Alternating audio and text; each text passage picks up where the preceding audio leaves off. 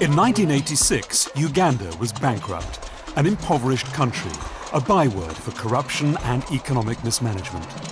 6 years of civil war in this former British colony in East Africa had followed the ousting of President Idi Amin, and its social and state institutions were near collapse. But today, Uganda's economy is widely seen as a success story. But over the last 10 years, the number of Ugandans living in absolute poverty has been cut by half.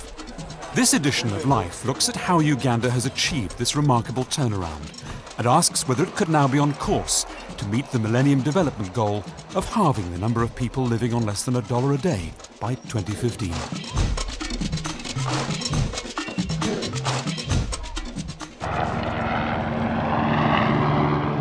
Uganda today is a very different country to the one broken by civil war in the 1980s, but it's not yet at peace. The country's parliament has declared the north, ravaged by rebel attacks, a disaster zone. But elsewhere in recent years, there's been a sea change in Uganda's economy. The country has seen sustained economic growth, averaging 6% over the last 16 years. And 4 million Ugandans have moved out of absolute poverty, surviving on less than $1 a day. In a country where 80% of the labour force work on the land, the change in fortunes for farmers like Margaret and Ampala has been spectacular. In the 1980s, she too was earning less than $1 a day. Life was very bad, and if you'd seen the house we were living in, you would have known. We couldn't even look after our own grown-up children because our income from coffee was so little. We were very poor. My husband and I were only farmers with no other job. But by 2003, Margaret and her family were earning more than $10,000 a year.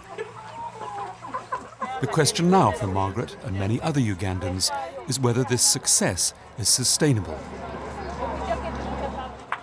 Ugandans are divided in their response. We had all these competing problems of insecurity, and people lost confidence. So when now they realized that policies on the economy were that clear, and at the same time there was peace, then that enhanced the position for people to really move the way and make progress that you are able to see today. The economy must grow, people must innovate, people must produce wealth, and so on. My contention is that that is not the guarantee for removing mass poverty. But what you do with this wealth determines the quality of life of people. And what my contention is that what we're doing with this wealth has not been good enough to lift people out of poverty. Therefore, the mass of the population has remained entrenched in the same poverty that we witnessed 15, 20 years ago. It hasn't changed significantly. The target is to reduce absolute poverty to 10% by the year 2017. Now, absolute poverty are those people who depend on less than $1 a day. Now, so far we have been fairly successful in doing that because in 1992, this was 56% of the population. By 2000, it had been reduced to 35%.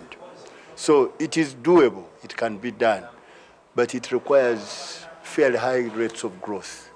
In fact, you require at least 7% of average growth of GDP.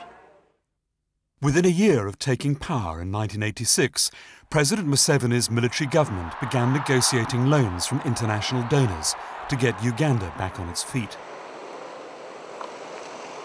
The loans were conditional on Uganda getting a firm grip on its economy, introducing monetary controls, bringing in trade reforms, and opening up its markets.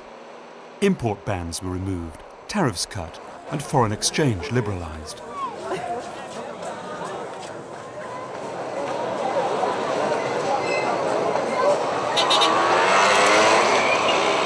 Internally, government bureaucracy was reformed and the centralized marketing board